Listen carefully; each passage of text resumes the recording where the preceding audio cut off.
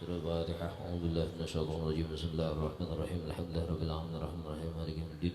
إياك نعبد وإياك نستعين اهدنا الصراط المستقيم صراط الذين أنعمت عليهم غير المغضوب عليهم ولا الضالين آمين.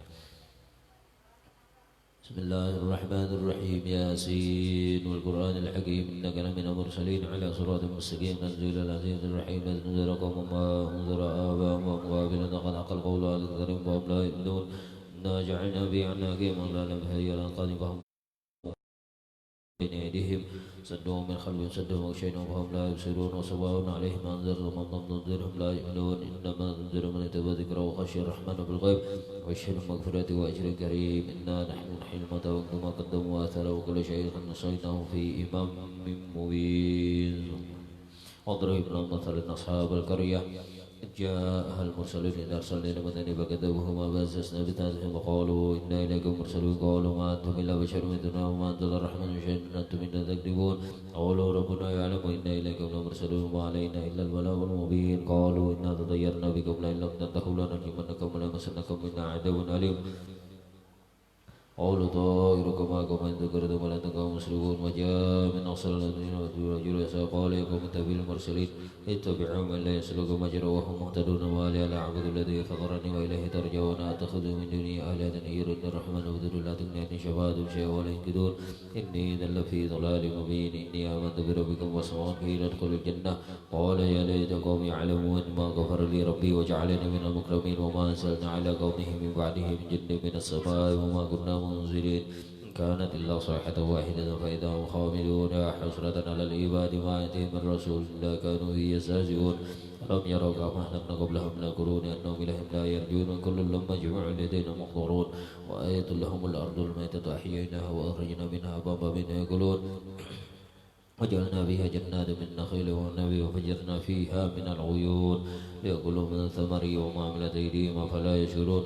سبحان الذي خلق الأزواج كلها مما تنبت الأرض ومن أنفسهم ومما لا يعلمون وآية لهم الليل نسخ من النهار فإذا هم مظلمون والشمس تجري لمستقر لها ذلك تقدير العزيز العليم. والقمر قدرناه منازل تعاني كالأرجل القديم الشمس ينبغي لها أن تدرك القمر ولا الليل سابق النهار وكل في فلك يسبحون آية لهم أنا حملنا ذرية في الفلك المشحون وخلقنا لهم من مثله ما يركبون وإن نشأ نغرقهم ولا صريخ لهم ولا هم ينقذون لا رحمة منا ومتاعا إلى حين. وإذا قيل لهم اتقوا ما بين أيديكم وما خلفكم لعلكم ترحمون وما تأتيهم من آية ربهم إلا كانوا عنها معرضين. وإذا قيل لهم أنفقوا مما رزقكم الله قال الذين كفروا للذين آمنوا إن لو يشاء الله أنما إن أنتم إلا إلا في ضلال مبين ويقولون متى هذا الوعد إن كنتم صادقين ما ينظرون إلا صيحة واحدة تأخذهم خصمون فلا يستطيعون توصية ولا إلى أهلهم يرجعون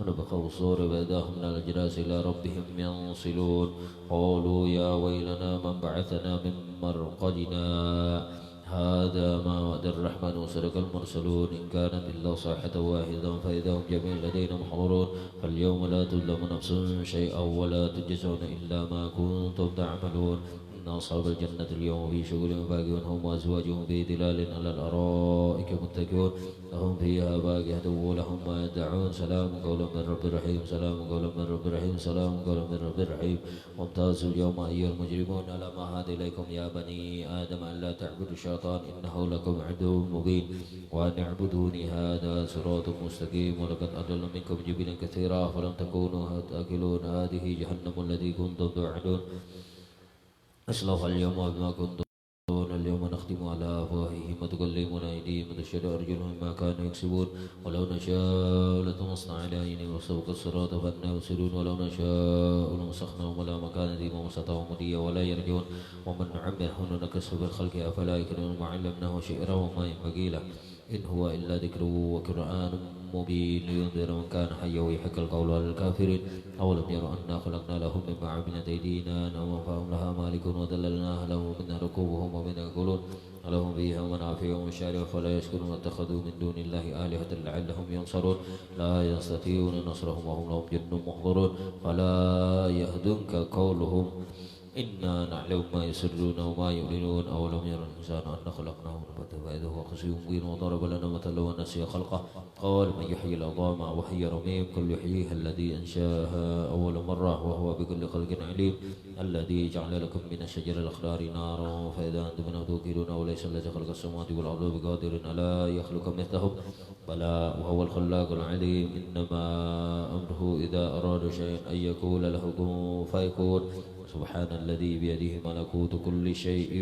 وإليه ترجعون صدق الله مولانا العظيم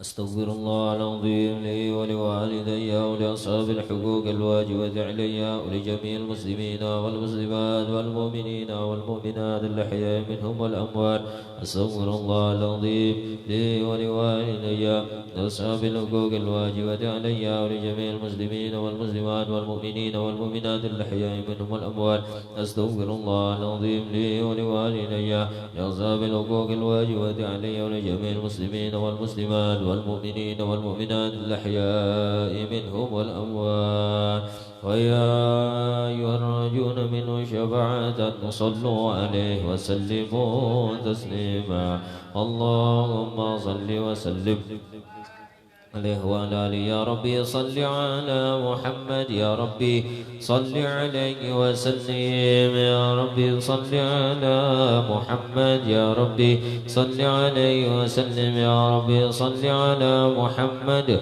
اشرف بدر في الكون أشراق يا ربي صل على محمد يا ربي صل عليه وسلم يا ربي صل على محمد أكرم داع يدعو إلى الحق يا ربي صل على محمد يا ربي صل عليه وسلم يا ربي صل على محمد المصطفى الصادق المصدق يا ربي صل على محمد يا ربي صل عليه وسلم يا ربي صل على محمد أحلى الورى منطقا وأصداق يا ربي صل على محمد يا ربي صل عليه وسلم يا ربي صل على محمد أفضل من بالتقى تحقق يا ربي صل على محمد يا ربي صل عليه وسلم يا ربي صل على محمد بالسخاء والوفاء تخلق يا ربي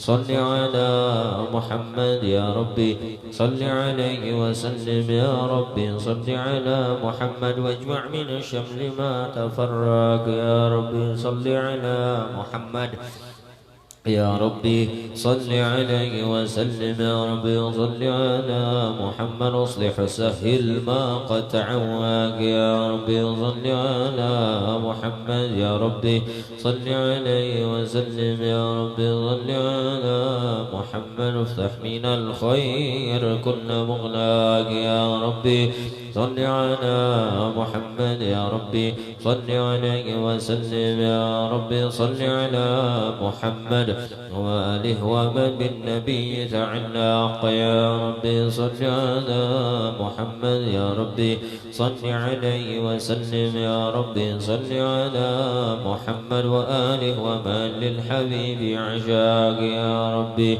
صل على محمد يا ربي صل عليه وسلم يا ربي صل على محمد ومن بحبل النبي توثاق يا ربي صل على محمد يا ربي صل عليه وسلم اللهم صل وسلم وبارك عليه وعلى آله. أعوذ بالله من الشيطان الرجيم.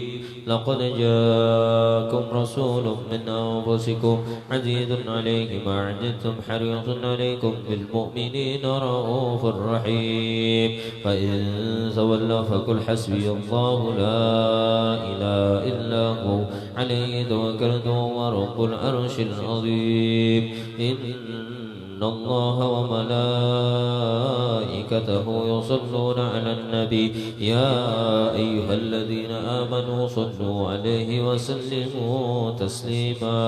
اللهم صل وسلم وبارك عليه وعلى آله. بسم الله الرحمن الرحيم. الحمد لله القوي سلطان الواضح برهانه الممسود بالوجود كرامه وإحسانه. تعالى مجده وعظم شانه. خلق الخلق الحكمة وطوى عليها علما وبسط له ما فاد من ما جرت به في أقداره القسمة. أرسل إليه مشرب خلقه وأجل عبيده رحمة. تعلقت إرادته وسليته بخلق هذا العبد المحبوب. انتشرت آثار شرفه في عوالم الشهادة والغيوب. فما جل هذا المن الذي تكرم به المنان وما أعظم هذا الفضل الذي برز من حضرة الإحسان صورة كاملة ظهرت في هيكل محمود فتعثرت بوجود أكناف الوجود وطرز الورد العوالم بطراز التكريم. اللهم صل وسلم واشرب الصلاة والتسليم على سيدنا ونبينا محمد الرؤوف الرحيم. اللهم صل وسلم وبارك عليه وعلى آله. تجلى الحق بعين القدس الواسع تجل انقضاء بشاربة في القريب والشاسع. له الحمد الذي لا تنصر أفراده بتعداد ولا يمل تكراره بكثرة ترداد. حيث أبرز من عالم الإمكان سرات هذا الإنسان ليتشرف بوجود تقلان وتنشر أسراره في الأكوان. ومن سر اتصل به قلب منيب إلا من سبب غفر لله على هذا الحبيب. يا على قلب سرور قد توالى حبيب نما لا نام ولا جل من شرف الوجود بنور غمر الكون بهجة وجمالا. وترقى بالحسن على مقام وتنا في مجدي وتعالى لاحظة العيون في منزلة بشرا كاملا يضيء الضلالا. وهو من فوق مما قد رأت رفعة في شؤونه وكملا. سبحان الذي أبرز من حضرة الامتنان ما يعجز عن وصف اللسان ويحال تأكل معانيه الجنان. انتشر منه بعلم البطون والظهور ما ملأ الوجود الخلقي نور. فتبارك الله بن إله كريم بشرنا آياته بذكر الحكيم ببشارة لقد جاءكم رسول من أنفسكم عزيز عليه ما عنتم حريص عليكم بالمؤمنين رؤوف رحيم. فما فاجأت هذه البشارة وتلقاها بقلب سليم فقد هدي إلى صراط مستقيم. اللهم صل وسلم واشرف الصلاة والتسليم على سيدنا ونبينا محمد الرؤوف الرحيم. اللهم صل وسلم وبارك عليه وعلى آله. أشهد أن لا إله إلا الله وحده لا شريك له شهادة تعلو بها اللسان أما تضمنه الجنان من التصديق بها والإذعان تضمن بها بالصدور من الإيمان قواعد وتلوح على أهل اليقين من سر ذلك الإذعان وتصديق شواهده. وأشهد أن سيدنا ونبينا وحبيبنا وشفيعنا وقرة أعيننا محمدا العبد الصادق وفي قوله وفعله والمبلغ عن الله ما أمره بتبليغ لخلقه من فرده ونفره. عبد أرسله الله للعالمين بشيرا ونذيرا وبلغ الرسالة وأدى الأمانة وهدى الله به من الأمة بشرا كثيرا وكان في ظلمة جهل المستبصرين سراجا وقمرا منيرا. ما أعظمها من منة ذكرهم الله بها على البشر وما أوصى من نعمة انتشر سرها بالبحر والبر. اللهم صل وسلم أجل الصلوات وأجمعها وأزكى التحيات وأنسكها على هذا العبد الذي وفى بك العبودية وبرز بها بإخنة الكمال وقام بك الربوبية في موادن خدمة لله بل عليه قائد الإقبال صلاة ينزل بها روح المصل عليه به صلاة ينزل بها روح المصل عليه به صلاة ينزل بها روح المصل عليه به فينبسط في قلبي نور سر ذلك به وحبه واكتب بها بإناد الله بحزبه وعلى آله وصحبه الذين ارتكوا صهوة المجد بقربه اتفيأوا ظلال شرف الأصل بوده وحبه ما ترى الأكوان بنشر ذكرى ونسيه. اللهم صل وسلم اشرف الصلاة والتسليم على سيدنا ونبينا محمد الرؤوف الرحيم. اللهم صل وسلم وبارك عليه وعلى آله وصل وسلم وبارك عليه وعلى آله. وبعد فلما تعلقت إرادة الله في علم القديم ظهور أسرار تخصص للبشر الكريم بتقديم وتكريم نفذت القدرة الباهرة بالنعمة والزيادة والمنة الغامرة فانفلقت بير التصوير بالعالم المطلق الكبير جمال مشهود بالعين حاول وصل الكمال المطلق وصل التابع والزين وتنقل ذلك الجمال الميمون بالأصلاب الكريمة والبطون وما من صل ضمه إلا وتمت عليه من الله النعمة. وهو القمر التام الذي يتنقل في بروجه ليتشرف بموطن استقرار وموضع خروجه وقد كانت الأقدار الأزلي ثم قد أظهر من سر هذا النور ما أظهر وخصصت به من خصصت فكان مستقر بالأصلاب الفاخرة والأرحام الشريفة الطاهرة حتى برز في عالم شهادة بشرا لا كالبشر ونورا حير الأفكار ظهوره وبهر وتعلقت همة الراكب لهذه الحروب بأن يركوم بهذا الكرطاس ما هو لديه من عجائب ذلك النور معروف.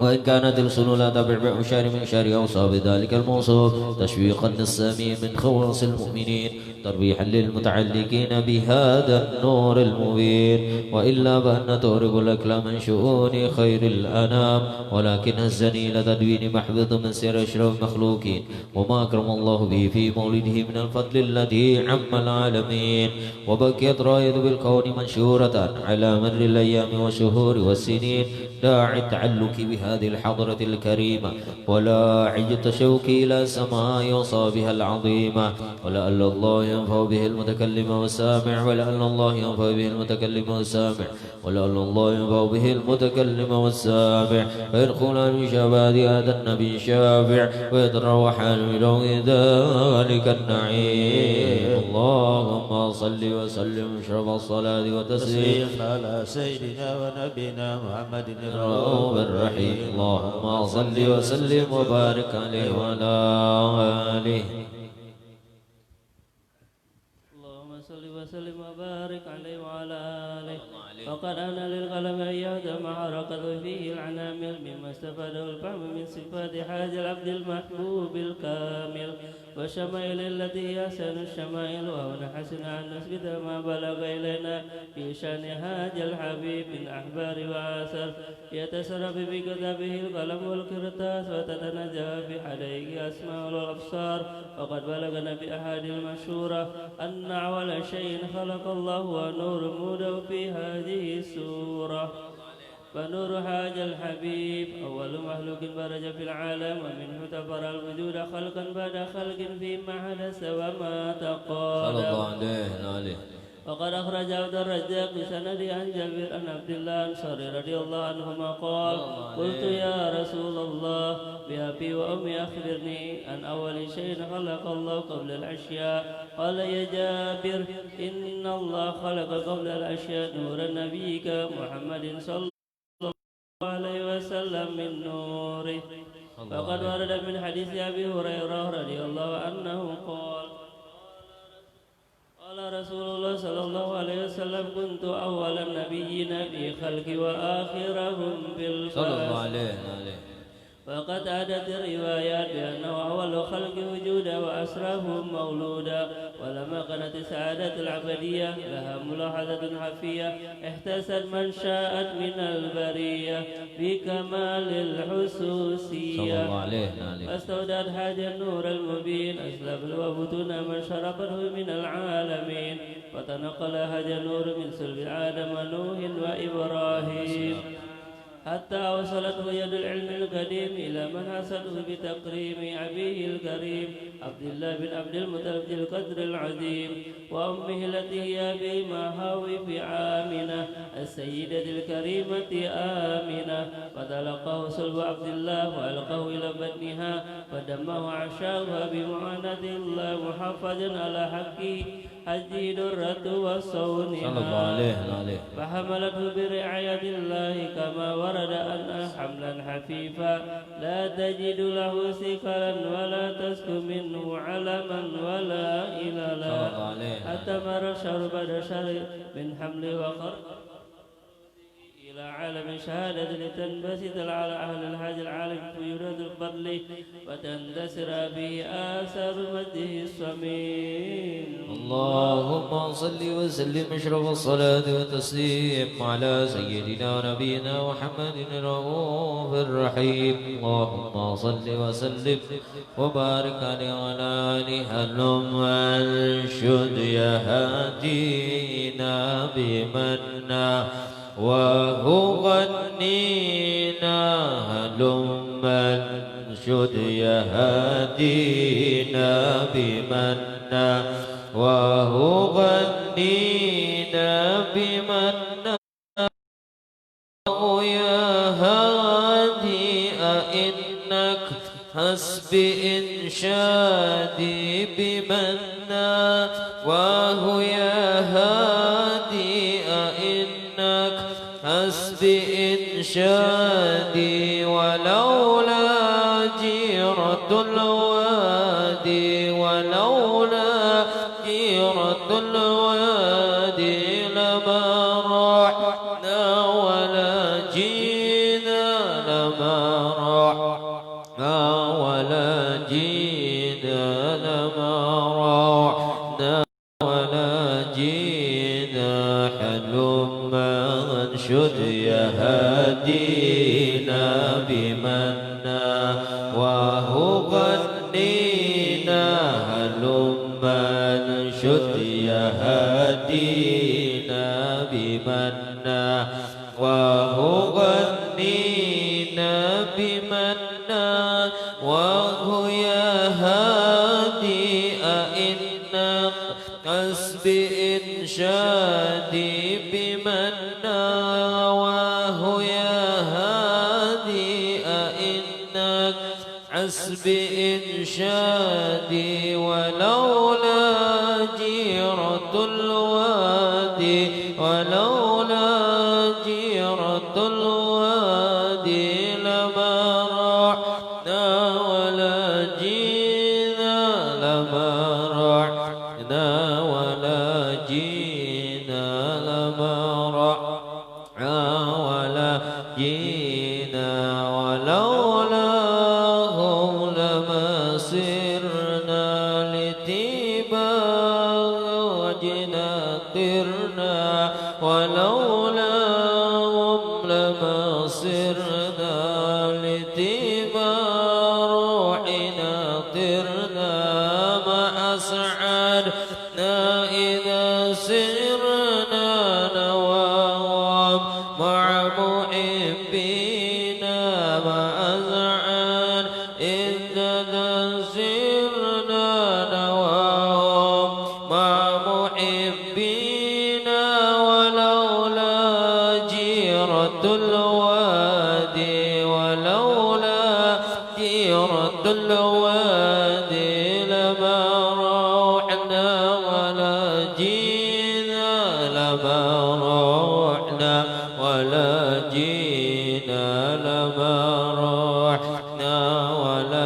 جينا حلما شد يهدينا بمنا وهو قدينا هلما شد يهدينا بمنا وهو قدينا بمنا وهو يهدي أئنك أسبئ إنشادي بمنا وهو يهدي أئنك أسبئ إنشادي ولولا جيرة الوادي ولولا جيرة الوادي لما رحنا ولا جينا لما رحنا ولا جينا لما رحنا ولا جينا سرينا والركب سائر رتيبا والشجي حائر سرينا والركب سائر رتيبا والشجي حائر سممنا ريح العواتر بروضة جن ودينا سمعنا ريحها عاتر بروضة جن ودينا لما رأنا ولا جينا لما رحنا ولا جينا لما رحنا ولا جينا لما شد يهدينا بمنا وهو قدينا هلما شد يهدينا بمنا وهو قدينا بمنا وهو يهدي أئنك أسبئ إنشادي بمنا وهو يهدي أئنك أسبئ إنشادي بمنا وهو يهدي أئنك أسبئ إنشادي ولولا جيرة الوادي ولولا جيرة الوادي لما رحنا ولا جينا لما رحنا ولا جينا لما رحنا ولا جينا يا إمام الرسل يا سندي أنت بعد الله معتمدي فبدنياي وآخرتي يا رسول الله خذ بيدي إلى الرشد يا سندي أنت وعد الله معتمدي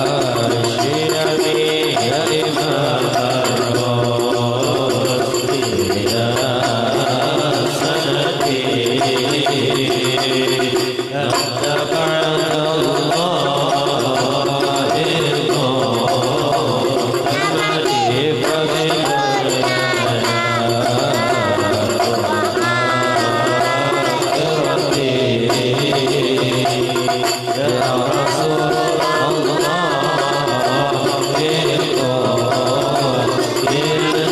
ابن عبد الله يا أملي يا ملاذ الخائفين وجلي نظرة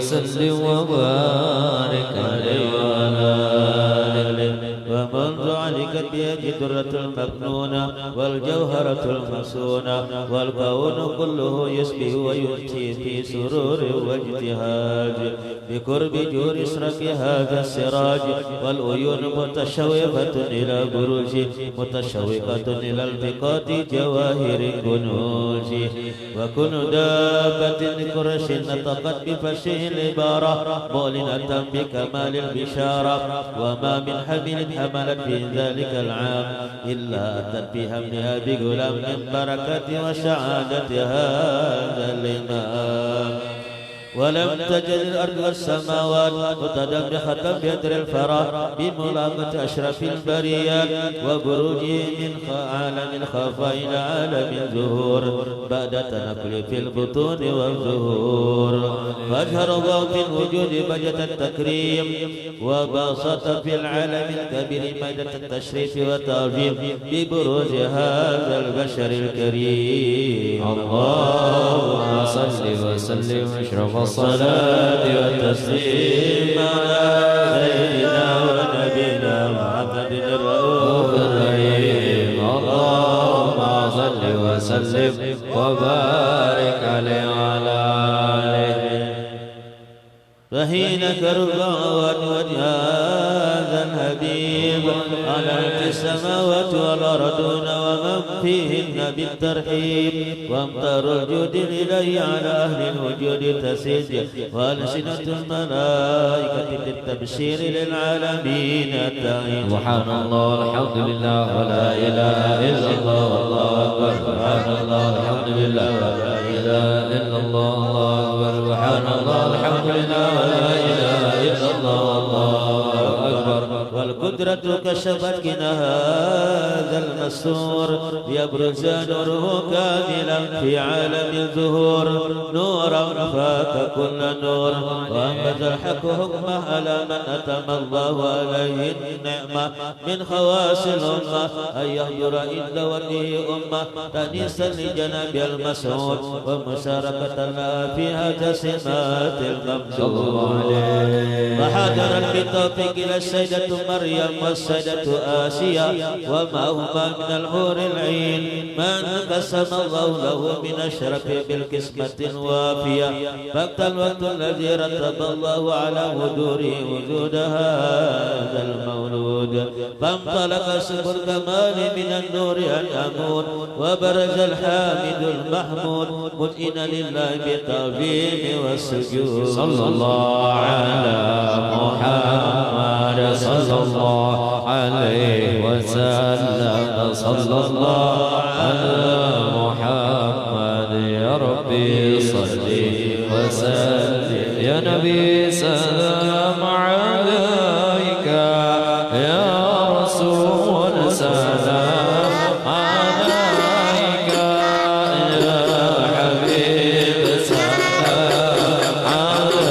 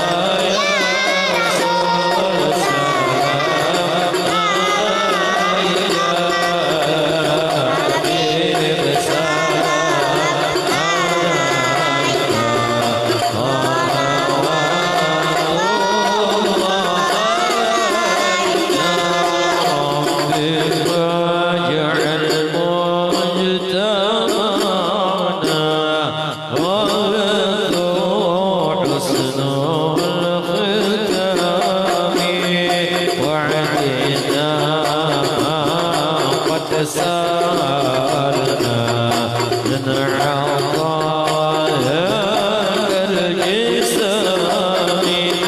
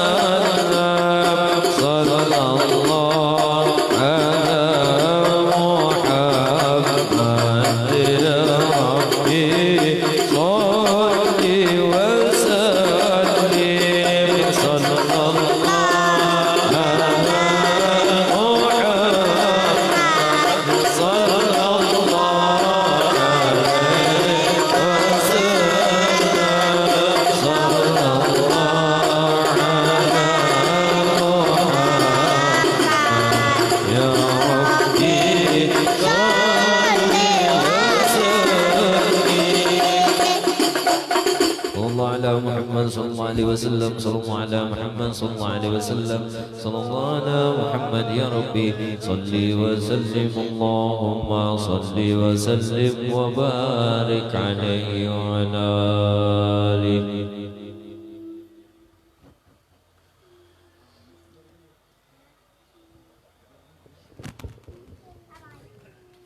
اللهم صل وسلم وبارك عليه وعلى آله. ولقد اتصف صلى الله عليه وسلم من محاسن الأخلاق بما تضيق عن كتابته الوصول الأوراق. كان صلى الله عليه وسلم أحسن الناس خلقا وخلقا ولهم إلى مكارم الأخلاق سبقا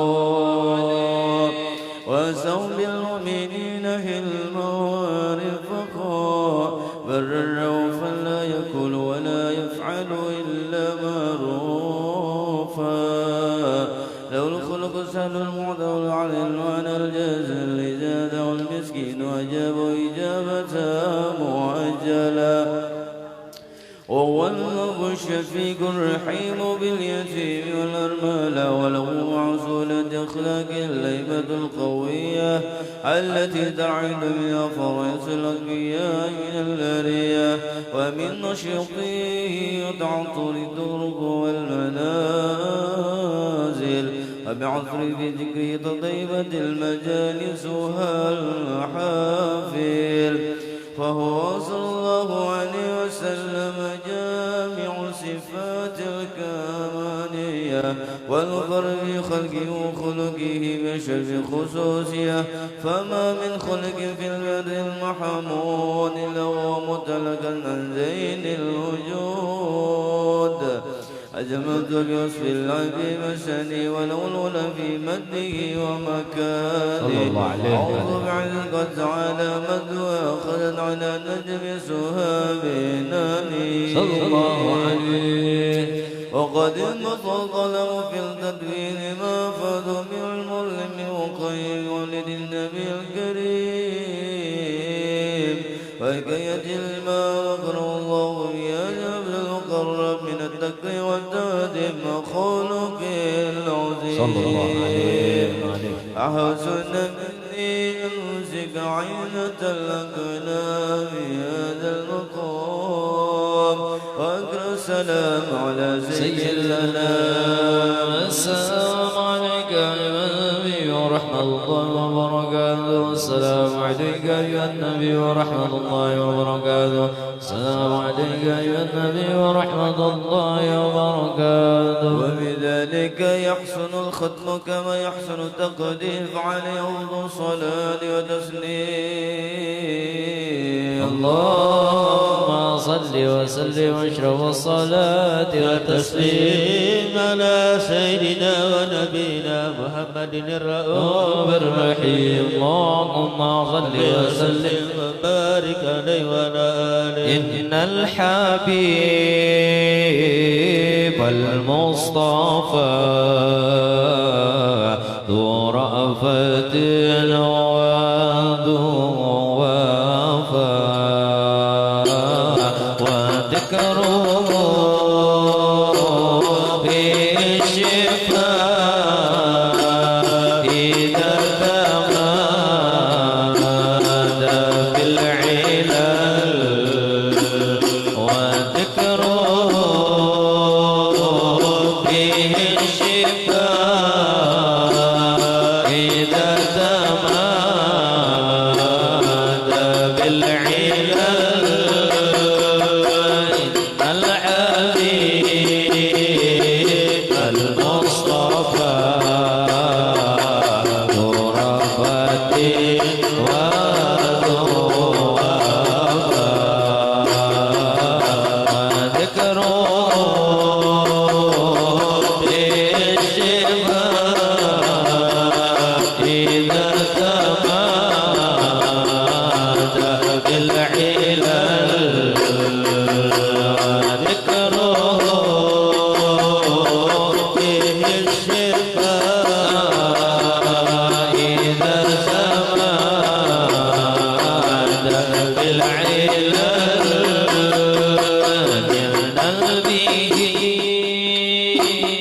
طول المدى نصرا على كل العدا نلنا به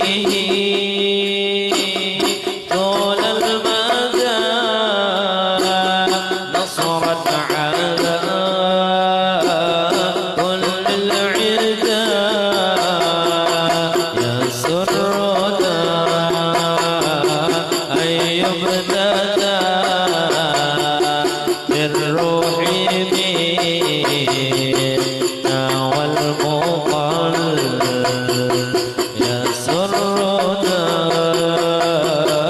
أن يبتدى بالروح منا والمقل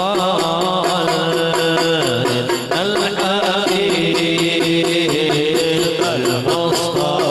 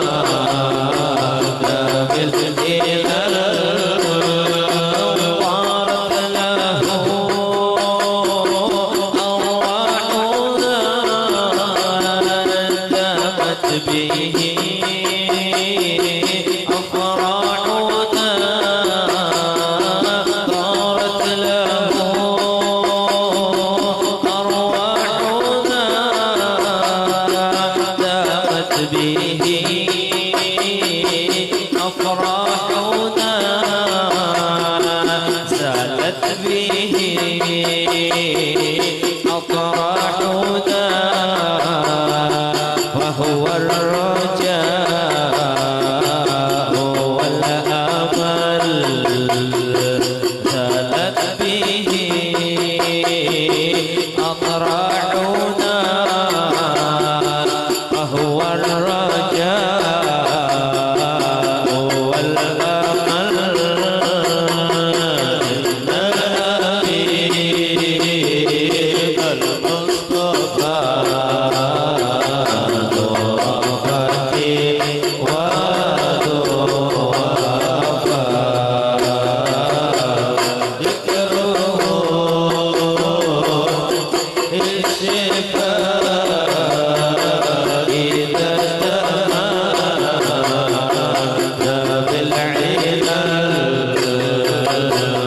ذكره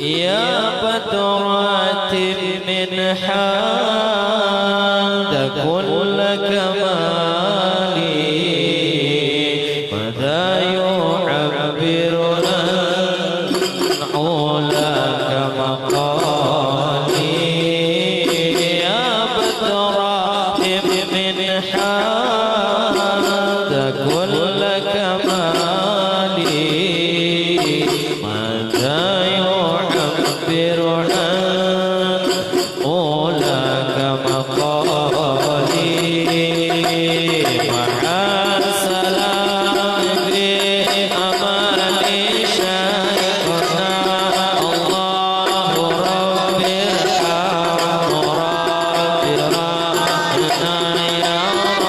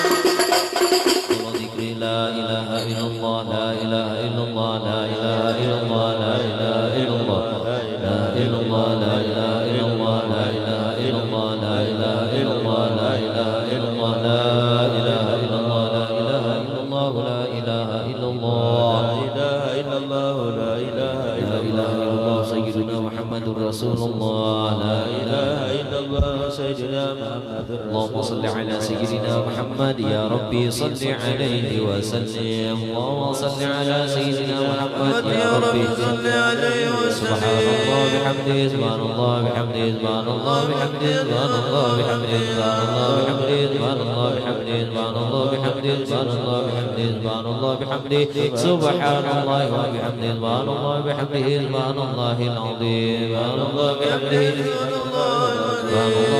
سبحان الله العلي العظيم سبحان الله بحمده يا الله يا الله يا الله يا الله يا الله يا الله يا الله يا الله يا الله يا الله الله يا الله يا الله يا الله يا الله يا الله يا الله يا الله يا الله اللهم صل على حبيبك سيدنا محمد وعلى آله وصحبه وبارك وسلم أجمعين وصلى بك سيدنا محمد وعلى آله وصحبه وسلم أجمعين الفاتحة الحمد لله بسم الله الرحمن الرحيم الحمد لله رب العالمين الرحمن الرحيم مالك يوم الدين إياك نعبد وإياك نستعين صراط المستقيم صراط الذين أنعمت عليهم غير المغضوب عليهم ولا الضالين آمين بسم الله الرحمن الرحيم الحمد لله رب العالمين اللهم صل وسلم على سيدنا محمد في الأولين وسلم على سيدنا محمد في الآخرين وسلم رضي الله تبارك وتعالى عن سيدنا سبيل رسول الله أجمعين صلى الله على سيدنا محمد حتى ترث الأرض ومن عليه وانتخر الوارثين ولما نظم الفكر من دراوي أصحاب محمد يتلقون توجهت الله توصيل بسيدي وحبيب محمد صلى الله عليه وسلم أي على شيء فيه مشكور فيه فيه محمود وتوامل في الأعمال مقولة توجه بتوجهات الخالصة والصلاة والصلاة اللهم يوم إليه تتوجه الأعمال فتعطوا فينا ولا ببذل تهدر حال وتضمر بيض الغابرة نتوجه إليه بأشهر رسول لديك سيد مسلم بجسورك لكن سيدنا محمد الذي أمر رسالة العالمين تصلي وتسلم على تلك الذات الكاملة مستودع أمانتك وبشرك وبزراعة دعوتك الشاملة ألا بلا كبار محبوب لك والقصص بالشام أقر في كل موطن من موطن قربي ومظهر قاسم ذلك بني وسجور شالك على أهل الودار سيد الكونين وأشرف الثقالين عبد المحبوب الخالص المخصوص من كبد الخصائص اللهم صل وسلم عليه وعلى آله وأصحابه ربي مرحبا بك اللهم نقدم إليك جاه النبي الكريم طلب الشر القوم العظيم طلع إذنا في حركاتنا وسكناتنا بعين عنايتك وأن تحفظنا من جميع قرينات قلبنا من جميع ذلك وأعصي بخيرك وأن تبلغنا من شر إليك وإلى هذا الحبيب غاية أمالنا تقبل منا ما تهربنا به نيتنا وأمالنا وتجعل في حضرة هذا الحبيب من الحاضرين وفي طريق بأسألك ولحقك وحقنا المهدين ولهدك من الحاضرين اللهم لنا أرنا برحمتك خاصة فلا تحرمنا وظنونا يا بلاد لي وصلتنا إليك ولا تخيبنا آمنا بك ورسولك وما جاء به من الدين وتوجهنا بإليك المستشفين أن تقابل من ذباب منا بالغفران تقابل من ذباب منا بالغفران أن تقابل من ذباب منا بالغفران والمسيء بالإنسان وسائل بما سأل وأمل بما عمل من نصر هذا الحبيب وظهره وله وظهر الله بالكذب وشبيه جاد أولادنا وولينا ولكدرنا ولدين وجب المسلمين وسمات المؤمنين من يا رب العالمين بجمع الجهاد يا رب العالمين يا رب العالمين سلام سلام مسورة مسورة معنا مسورة واكشف الله مكربة المطلوبين والدين المدين المكفل المذنبين وتقبل توبة التائبين من شر ما تك عليه المؤمنين آمين وفي شر المعتدين والظالمين من سوء الأبدال بلاد الحكيم جميعا والأقدار وعيد وتأييد من يدك ونسأل مناديك من المنافقين والكفار وجعلنا يا رب بالعز ناصر من جميع البلايا وجعلنا يا رب بالعز ناصر من جميع البلايا وجعلنا يا رب بالعز ناصر من جميع البلايا وجعلنا بالعز المكين والذنوب والخطايا والإيمان بالعمل وطاعتك وسلوك وخدمتك قائمين وإذا توفيتنا توفنا مسلمين واختمنا منك بخير أجمعين وسلم على هذا الحبيب المحبوب لنا سامع الأرواح والقلوب ولا نسوي وما إبراهيم وسوى آخر الدعوانا الحمد لله رب العالمين إن الله وملائكته يصلون على النبي يا أيها الذين آمنوا صلوا عليه وسلموا تسليما صلاة وسلام عليك يا سيد المرسلين صلاة وسلام عليك خاتم النبي صلى الله عليه وسلم عليك يا من أرسلك الله رحمة للعالمين ورضي الله تعالى عن أصحاب رسول الله أجمعين آمين الفاتحة لا رب العالمين الضالين آمين بسم الله الرحمن الرحيم الحمد لله رب العالمين اللهم صل وسلم على سيدنا محمد وعلى آل سيدنا محمد آمين اللهم صل على روح سيدنا محمد في الأرواح وعلى جسد الأسر والقبر والقبر اللهم صل وسلم وبارك وتقبل وقرب القرآن إنه قول لا إله إلا أنت قول سبحانه وبحمده وما صلينا على حبيبك سيدنا محمد بهذه البركة الواسعة وبركة شهر وسلم قدم إلى حضرتي سيدنا وحبيب نبينا محمد بن عبد الله صلى الله عليه وسلم سيدنا الله وسلم عليه وسلم وسلم القرى وتابعين وتابعين أولياء والعلماء من شهداء الصالحين ثم إلى أرواح أربعة الأمثلة المجتهدين مقدم الدين والعلماء العاملين وقائم الدين وقراء فصل وسارة الزهور ومكين وتابعين الله بالدين ثم إلى أرواح أبائي وخير النبي المرسلين صلى الله وسلم عليه وعلى أجمعين ثم إلى أرواح أهل معلى وشبيكة والبكي أهل معلى وشبيكة والبكي وطريق وإنه وسوى ثم إلى أرواح جميع مشايخنا ومعلمنا أجمعين في مشارق الأرض ومغاربها ثم إلى أرواح كل ولية وكل ولي وولية لله في مشارق المغرب وبر وكرم حلال وأربهم يا مولانا يا رب العالمين اللهم صل وقبل تذر وقت وسلم ورحمة الله وبركاته تردنا ولا قبل تأخذنا على غره وجل آخر كلامنا انتهاء جميع قول لا إله إلا الله سيدنا محمد رسول الله صلى الله عليه وسلم أحينا على حي حي وحي من أهل المبين أوثهم قبولنا يباج وارفعنا بها يوم لا ينفع المال الله بقلب سليم اللهم انزل الرحمه والمغفره وشفاعه النبي صلى الله عليه وسلم على ارواحهم خصوصا على ارواح اسماء المذكور في هذا المجلس المبارك وربنا سيدنا ربنا سلسل في حسن محمد باهرون وصوله وامره جميع مشايخ وصوله وامره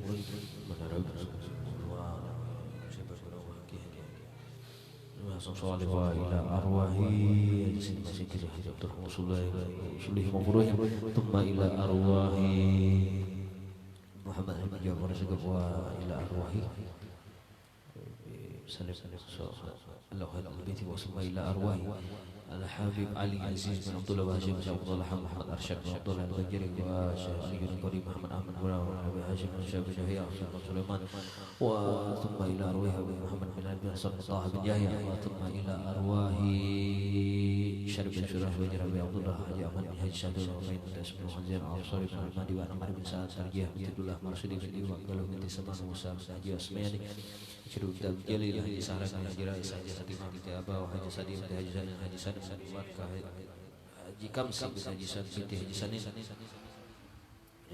terus ila arwahi jadi Haji Zakaria wa auladihi ma'ulul wahab wa al-ma'tar wa al-qiyah wa bari wa amin wa ila arwahi Haji Gembari bin Diris wa ila arwahi Haji Tarmidi bin Dahlan wa sama ila arwahi Siti Jubaidah binti Haji Tarmidi wa Haji Darul Haji Rais wa tuma ila arwahi sallallahu wa Haji Siti Masjid Haji Siti binti Jamal wa Kamala binti Taru wa Muslim bin Jandra Jamsir bin Jasum wa Nabi Abdullah sallallahu alaihi wasallam binti Naw Asmani bin Abdullah Isabit Abdullah Tarbi Abdullah Rasdiyah binti Abdullah Jamni binti Juraida binti Haji Syaharan wa Siti Isa bin Hurni bin Kulib bin Mainah binti Mal Arba'in bin wa Irhab bin Hamdan Hamdan bin Abdullah Haji Rukani bin Haji Rais dan binti Haji Sanin wa Haji binti Haji Sanin wa Haji Harun bin Muhammad wa thumma ila arwahi Salman wa Salman bin Yahya thumma ila arwahi Hajjah Mastika binti Haji Isa wa Haji Salim Salim Haji Usman Umi Haji Faujiah binti Haji Salim Saman wa Abi Haji Ali Mahfud Badr bin Haji Muhammad thumma ila arwahi Haji Mursyah binti Sudi wa Juwayah binti Haji Muhammad Nabi Abdullah Haji Kamsiah binti Haji Sanin Nurliani binti Herman wa Haji Janubi Sumardi bin Abjala wa Aluhudi Diman wa Aluhudi Majid wa Abdul Ali bin Abbas Muhammad Nuhri bin Haji Sahrani wa Haji Kurnaim bin Zakaria Haji Mansa bin Ja'far wa Haji Maslah binti Duhuk Haji Jandra bin Abdullah Miskat bin Haji Jandra bin Sobah bin wa thumma ila arwahi Ahmad Yudian Sah binti bin Yuda Martin wa Buslani bin Kurnain Atini binti Sakiman Rukana binti Sadis Masni binti Asra bin Qais Rusdi bin Dahlan Maslali binti Mayasin Arsyad bin Saleh Al-Ziris bin Abdullah Haji Nasir bin Husain Haji Zanih binti Isul ila arwahi Arbina binti Hasan Salman wa ila arwahi Ali Irawan bin Dahlan wa thumma ila arwahi Ustadzil Kiram Ki Haji Asli Husni bin Jaim wa thumma ila arwahi ila man qadir hajat fi hadil majlis Muhammad Nur bin Amir wa Yurhani binti Mukri Kata Sabir wa yuri darajati bil jannah ma siddiqin wa syuhada wa syuhada wa salihin ma Allahumma ja'alna bilana minan nar wa takana minan nar sitrana minan nar wa jannah min hijabana minan nar maghfir lahum warhamna fi wal muhum Allahumma tajil kubrahu radih birajilina wal kubrahu farah min ahwar niran Allahumma arihurrahu warham satabul amal jal kubrahu Allahumma firatuka wa min dunubira wa rahmatuka arjan amalina wa nadira bina sana fil akhirat sana wa kina wa nar Rasulullah ala سيدنا محمد وعلى آله وصحبه وسلم فلسبحان ربك رب العزة عما يصفون وسلام على المرسلين والحمد لله رب العالمين الفاتحة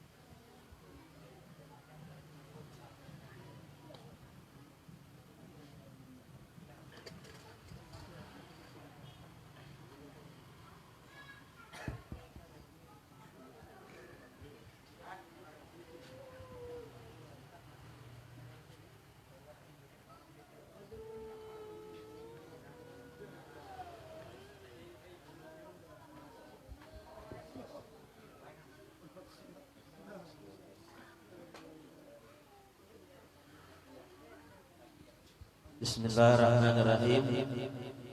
Alhamdulillahirabbil alamin wassalatu wassalamu ala habibir rabbil alamin wa ala alihi wa sahbihi ajmain amma ba'du. Qala al-musannif rahimahullahu ta'ala wa nafa'ana bihi wa bi ulumihi fid dharain amin. Halaman 116. 116.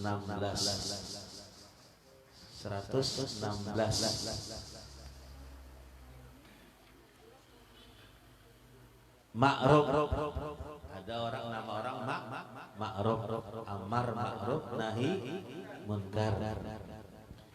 Ma'ruf ialah ada dua macam. Jadi ma'ruf itu ada dua macam, yaitu perkataan dan perbuatan.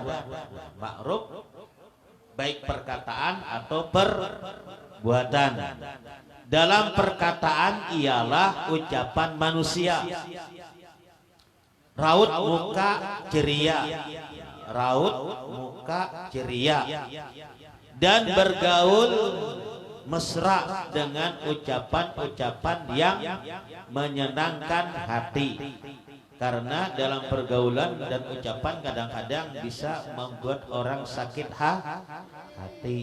Kalau sakit hati ngalih diobati, tahu enggak? Kalau sakit kepala pergi tuh ke toko Akiyong situ. Tapi kalau sakit hati ngalih diobati itu. Nah, bergaul mesra dengan ucapan-ucapan yang menyenangkan hati. Sedang dalam perbuatan ialah mengulurkan tangan keagungan dan memberikan bantuan dikala terjadi musibah. Nah, ada kawan dapat musibah, nah dibantu, nah ditolong. Masalah sabar hendaknya diketahui bahwa rukunnya ada 3. Nah, jadi sabar itu rukunnya ada 3. Nah, mudah-mudahan kita kawal. Pertama, menahan diri dari kemarahan.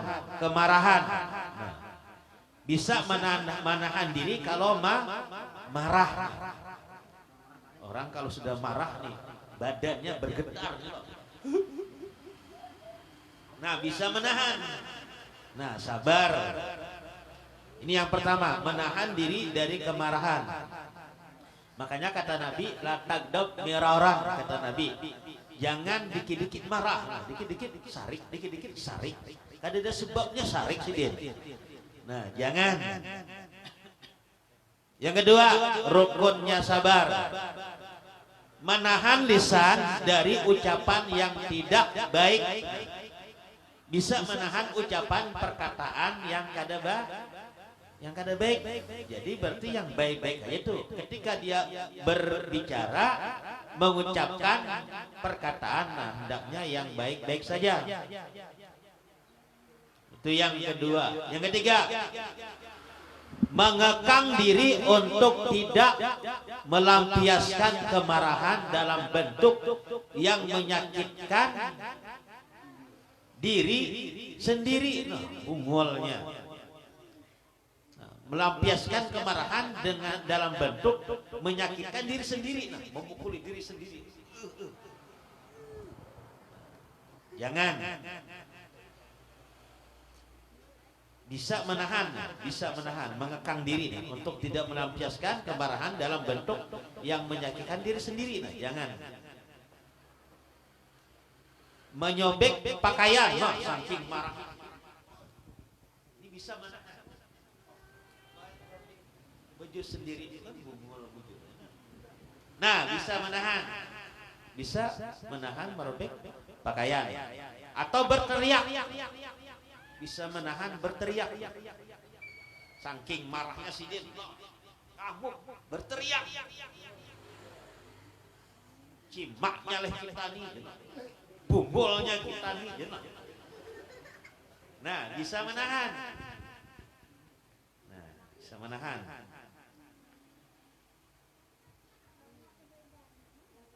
Apa itu?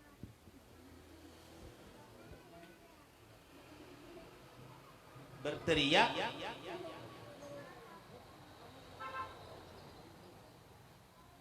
Mungkin melempari. Ini melipati diri dengan yang kotor-kotor. Saking marahnya si dia, bersihin yang kotor-kotor, kamu hasilin seorang.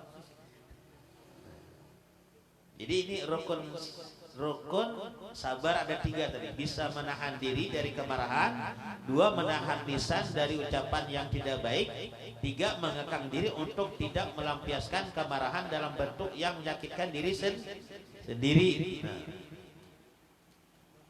Barang siapa dapat memenuhi 3 rukun tersebut, tadi rukun sabar tadi ada 3, bisa menahan, maka telah mencapai keutamaan sabar. Yang merupakan separuh iman. As-sabru nisful iman katanya. Kesabaran itu separuh daripada atau setengah daripada iman. Jadi iman itu separuhnya sabar. Sabar nih ngalih kan. Tapi kalau bisa mendapat keutamaan separuh iman. Dan menjadilah musibah yang menempatnya sebagai satu kemurahan. Kemudian sabar itu sendiri ada beberapa macam. Jadi sabar itu ada beberapa macam. Antara lain, pertama, sabar terhadap sesuatu yang masih dalam jangkauan manusia. Di sini ada 2 macam, yaitu sabar dalam melaksanakan perintah Allah dan sabar dalam menghindari larangan Allah. Nah, kita melaksanakan perintah Allah. Waktunya ini udah waktunya. Harus dilaksanakan, sabar. Atau yang dilarang, kita meninggalkan nih. Handok bujur tapi dilarang, sabar meninggalkan. Yang kedua, sabar terhadap sesuatu yang di luar jangkauan manusia, yaitu sabar dalam menghadapi musibah yang berkaitan dengan ketetapan Allah Ta'ala. Kalau sudah takdir tidak bisa dihindarkan. Kalau sudah musibah, kita tidak bisa lagi. Kalau sudah itu takdir Allah, harus sabar. Habis sudah makalah yang ke 23. Sekarang makalah ke 24. Nah, kalau ada pertanyaan dulu masalah sabar. Ada yang ditanyakan masalah sabar? Sabar pahalanya separuh daripada iman. Kalau ada satu lagi. Dari segolongan hukama katanya, bizuhdi khamsu khisalin, asikatu billah wa tabarri anil khalqi wal ikhlasu fil amal wa ihtimalul zulmi wal qana'atu bima fil yad. Di dalam zuhud terhadap 5 perkara terpuji. Pertama, percaya penuh kepada Allah. Percaya penuh kepada Allah. Yang kedua, terbebas diri dari sesama. Yang ketiga, tulus ikhlas dalam berbuat. Keempat, kesanggupan memikul penganiayaan dan kecukupan diri dengan apa yang ada di tangan. Dalam sikap zuhud terhadap kepercayaan penuh terhadap Allah, karena memang tak mungkin seseorang kuat melakukan zuhud melainkan jika telah percaya penuh terhadap Allah. Sebab pada hakikatnya zuhud itu merupakan kesenangan hidup melarat. Demikian dikatakan oleh Abdullah ibnul Mubarak, Syaqiq al-Balkhi, dan Yusuf bin Asbaq. Dalam zuhud terdapat kebebasan diri dari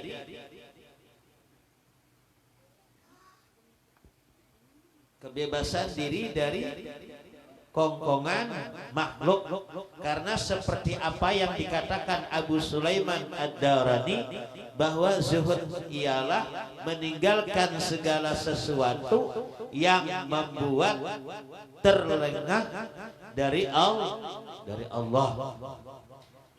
Tentang zuhud dapat membuahkan keikhlasan adalah seperti dapat dipahami dari perkataan Yahya bin Mu'adz sebagai berikut: seseorang tidak dapat mencapai hakikat zuhud sehingga dapat melakukan 3 hal, yaitu pertama, dalam berbuat tanpa mempunyai maksud lain; 2, dalam berucap tanpa mengharapkan sesuatu; dan ketiga, dan dapat meraih kemuliaan tanpa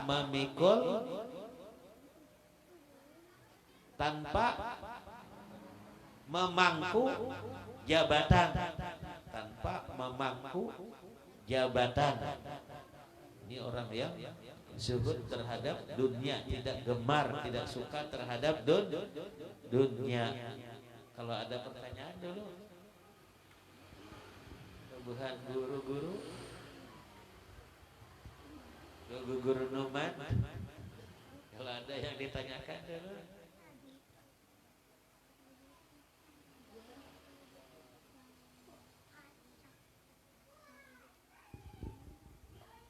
Kita habiskan pas.